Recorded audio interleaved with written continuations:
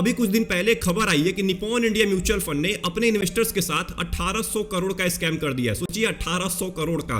अभी अगर बात करें पिछले साल की, तो क्वांट म्यूचुअल फंड के ऊपर जब सेबी ने रेड किया था तो क्वांट म्यूचुअल फंड की पूरी तरह से हालत खराब हो गई। आज के टाइम में क्वांट रिकवरी नहीं कर पा रहा है, अच्छा रिटर्न दे ही नहीं पा रहा है। यही कांड हुआ था एक्सिस म्यूचुअल फंड के साथ। एक्सिस म्यूचुअल फंड के ऊपर भी सेबी ने रेड किया था। उसके बाद से एक्सिस म्यूचुअल फंड का रिटर्न पूरी तरह से खत्म हो गया और आज के टाइम में एक आपको एवरेज रिटर्न देता है एक्सिस म्यूचुअल फंड। अब यहाँ पे जो निप्पॉन इंडिया के इन्वेस्टर्स हैं वो पूरी तरह से डर चुके हैं कि क्या जो क्वांट म्यूचुअल फंड के साथ हुआ, जो एक्सिस म्यूचुअल फंड के साथ हुआ, वो अब निप्पॉन इंडिया के साथ भी होने वाला है। क्योंकि निप्पॉन इंडिया बहुत ही पुराना फंड है और ये बहुत ही अच्छा रिटर्न देते आ रहा है पिछले 10 साल से 12 साल से। बट यहाँ पे लोग बहुत ज्यादा पैनिक हो चुके हैं कि क्या अभी के टाइम में जब एलिगेशन लगा है 1800 करोड़ के स्कैम का, तो निप्पॉन इंडिया भी रिटर्न देना बंद कर देगा। इस पूरे वीडियो के अंदर हम इसी के बारे में बात करने वाले। बट उससे पहले मैं आपको बता देना चाहता हूं कि हम किसी भी मामले को जज करें, कोई भी मामला आए सामने, कोई भी स्कैम सामने आए या कोई भी न्यूज आए, उस पर आंख बंद करके भरोसा नहीं करना चाहिए।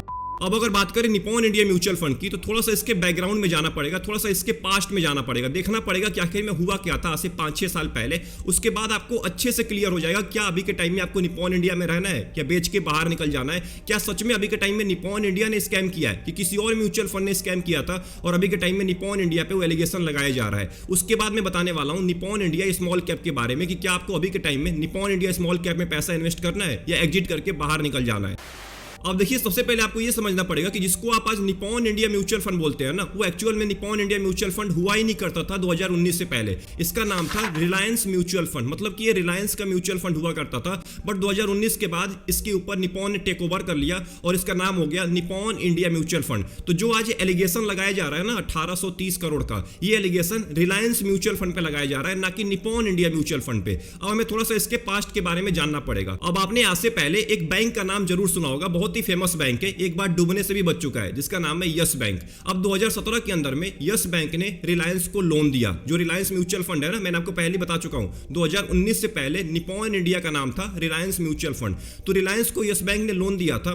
उसके बाद यस बैंक ने अपना एक बॉन्ड लॉन्च किया। बॉन्ड के बारे में भी आप सभी को पता होगा, बॉन्ड में लगभग 8 से लेकर 10% का रिटर्न आपको मिलता रहता है। तो यस बैंक ने अपना एक बॉन्ड लॉन्च किया उसी टाइम में। तो रिलायंस ने क्या किया ना कि लोन को रिकवर करने के लिए बॉन्ड के अंदर पैसा इन्वेस्ट कर दिया। और वो पैसा किसका था, यहां पे बहुत बड़ा ट्विस्ट है, वो पैसा था इन्वेस्टर्स का। इन्वेस्टर्स ने ट्रस्ट करके रिलायंस के डेट म्यूचुअल फंड के अंदर पैसा इन्वेस्ट किया था और वो पैसा उठा के इसने बॉन्ड के अंदर डाल दिया यस बैंक के। अब उसके बाद क्या हुआ कि यस बैंक पूरी तरह से बंद होने वाला था, बट उस टाइम पे आरबीआई ने उसको बचा लिया था। आप आज भी अगर आप जाके देखेंगे तो यस बैंक का जो शेयर प्राइस है ना, वो आपको बुरी तरह से क्रैश ही हुआ मिलेगा। तो यस बैंक उस टाइम पे बंद होने वाला था, मतलब पूरा का पूरा खत्म होने वाला था, बट आरबीआई ने उस टाइम पे बचा लिया था। अब उसके बाद क्या हुआ कि आरबीआई ने जो भी यस बैंक के जितने भी बॉन्ड्स थे ना, उसको राइट ऑफ कर दिया, मतलब खत्म कर दिया पूरी तरह से। इसीलिए उसका नाम पड़ गया 81 बॉन्ड्स। तो यस बैंक के पास जितने भी बॉन्ड्स थे उसको राइट ऑफ कर दिया गया और जो भी इन्वेस्टर्स उसके अंदर पैसे लगाए थे उन सभी का पैसा खत्म हो गया। इसीलिए रिलायंस ने जो पैसा लगाया था यस बैंक के बॉन्ड के अंदर, वो सारा का सारा पैसा खत्म हो गया। और वो पैसा किसका था, वो पैसा था इन्वेस्टर्स का। रिलायंस ने इन्वेस्टर से पैसा लिया था किसी भी डेट म्यूचुअल फंड में,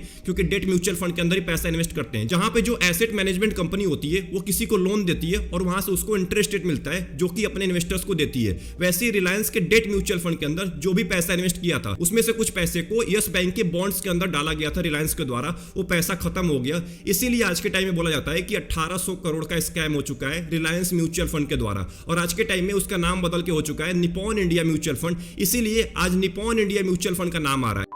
अब यहाँ पे एक चीज सोचने वाली है कि ये जो कांड हुआ था ना, ये 2017 से लेके 2020 के अंदर हुआ था। उस टाइम पे इसके ऊपर कुछ नहीं एक्शन लिया गया था, कुछ ज्यादा एक्शन नहीं लिया गया था, कुछ बातें नहीं किया गया था। बट आज के टाइम में जब निप्पॉन अच्छा परफॉर्मेंस दे रहा है, उसके बाद निप्पॉन इंडिया के ऊपर ये सारा एलिगेशन लगाया जा रहा है, जबकि ये निप्पॉन इंडिया का काम भी नहीं है। निप्पॉन इंडिया का काम नहीं है, ये काम है रिलायंस म्यूचुअल फंड का। उसका नाम चेंज होकर निप्पॉन इंडिया म्यूचुअल फंड हो गया।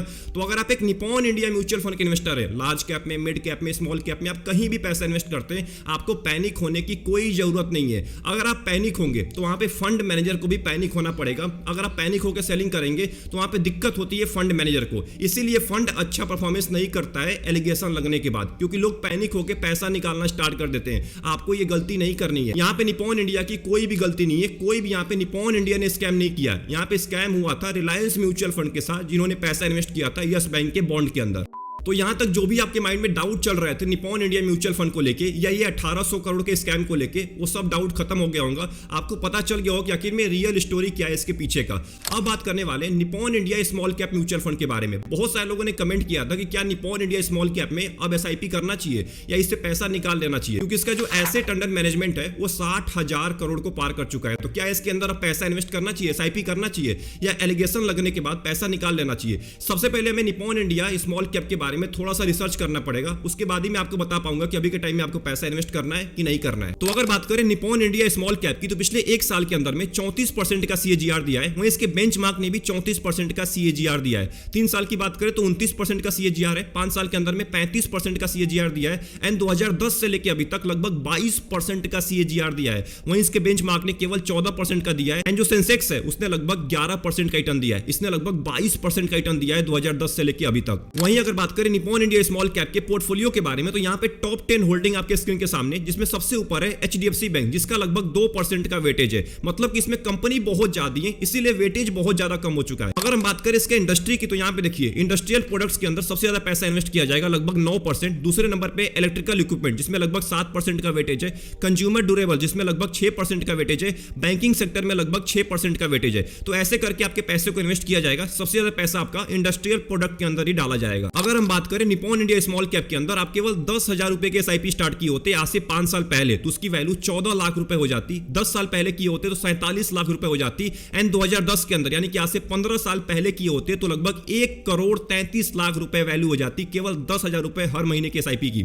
लगभग 25% का एसआईपी रिटर्न दिया है 15 साल के अंदर में। 10 साल के अंदर में 26% का रिटर्न है। 5 साल के अंदर में 37% का एसआईपी रिटर्न है। 1 साल के अंदर में 25% का एसआईपी रिटर्न है। अब क्या चाहिए आपको? इतना ज्यादा आपको रिटर्न मिल रहा है 1 साल के अंदर में, 10 साल के अंदर में। अब आप कैसे बोल सकते हैं कि निप्पॉन इंडिया अच्छा परफॉर्मेंस नहीं दे रहा है? वहीं अगर बात करें निप्पॉन इंडिया स्मॉल कैप के स्टैंडर्ड डेविएशन के बारे में, तो लगभग 15 का है। इसका मतलब आपको वोलेटिलिटी झेलनी पड़ेगी, रिस्क झेलना पड़ेगा। तो एक बात का ध्यान रखिएगा, अगर आप एग्रेसिव इन्वेस्टर हैं तभी आप इसके अंदर पैसा इन्वेस्ट करिएगा। बीटा की बात करें 0.77 का है, मतलब यहाँ पे मार्केट के कंपैरिजन में कम नीचे गिरने वाला है। शार्प रेशियो अच्छा खासा है, 1.34 का है। एंड आखिरी में अगर बात करें इसके फंड मैनेजर के बारे में, तो एक फंड मैनेजर है जिनका नाम है मिस्टर समीर रच, जिनको लगभग 33 साल का एक्सपीरियंस है। सोचिए 33 साल का एक्सपीरियंस है, तो इनके ऊपर आपको विश्वास करना पड़ेगा। ये 60,000 करोड़ के एक म्यूचुअल फंड को मैनेज कर रहे हैं। तो अभी तक निप्पॉन इंडिया स्मॉल कैप को अच्छे से रिसर्च करने के बाद ये पता चला है कि इसने लंबे टाइम के अंदर में बहुत ही अच्छा रिटर्न दिया है, एक वेल्थ क्रिएट करके दिया है। अगर आप इसके अंदर 10,000 रुपए के एसआईपी स्टार्ट किए होते आज से 15 साल पहले, उसकी वैल्यू 1 करोड़ 33 लाख रुपए हो जाती। और क्या चाहिए आपको? 1 करोड़ 1.5 करोड़ रुपए आज के हिसाब से हो जाता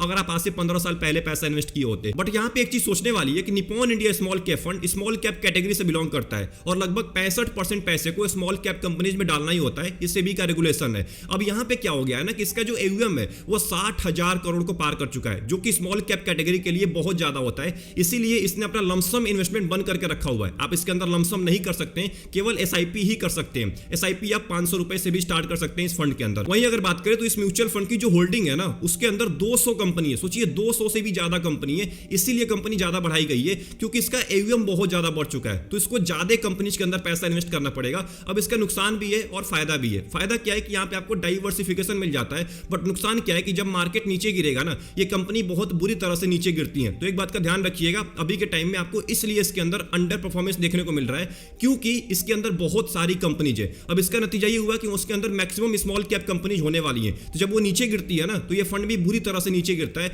बट एक बात का ध्यान रखिएगा, जब ये रिटर्न देता है तो बहुत ही अच्छा रिटर्न देता है, और जो एलिगेशन लगाया गया है उससे इसका कोई भी लेना देना नहीं है। तो आप ये मत सोचिए कि एलिगेशन लगने के बाद ये म्यूचुअल फंड खराब रिटर्न देना स्टार्ट कर दिया है। ये म्यूचुअल फंड बहुत ही अच्छा है, लंबे टाइम में अच्छा वेल्थ क्रिएट करना है। आपको बस पैनिक नहीं होना है, आपको फंड मैनेजर के ऊपर विश्वास करना है, क्योंकि 60,000 करोड़ का एयूएम होने के बाद भी इस फंड को अच्छे तरीके से मैनेज किया जा रहा है समीर रच के द्वारा। तो उनके ऊपर आपको विश्वास करना पड़ेगा। आपको पैनिक होकर सेलिंग नहीं करना है, आपको पैसा इन्वेस्ट करना है अगले 10 साल के लिए, 15 साल के लिए। बहुत ही बेहतरीन फंड है, बहुत ही स्ट्रॉन्ग फंड है, बहुत ही स्टेबल फंड है। तो आपको लंबे टाइम तक इस फंड के ऊपर विश्वास करना पड़ेगा। तो आई होप आपको ये पूरी वीडियो पसंद आई होगी। अगर आपको इस पूरी वीडियो से कुछ भी सीखने को मिला, वीडियो को लाइक कर दीजिएगा एंड चैनल को जरूर सब्सक्राइब कर लीजिएगा। मिलते हैं एक और इंपॉर्टेंट वीडियो में। कोई भी डाउट चल रहा है आपके माइंड में, कमेंट बॉक्स आपके लिए खाली पड़ा हुआ है, कमेंट बॉक्स में टाइप करना मत भूलिएगा। तब तक के लिए अपना ध्यान रखिए। Best of luck, take care.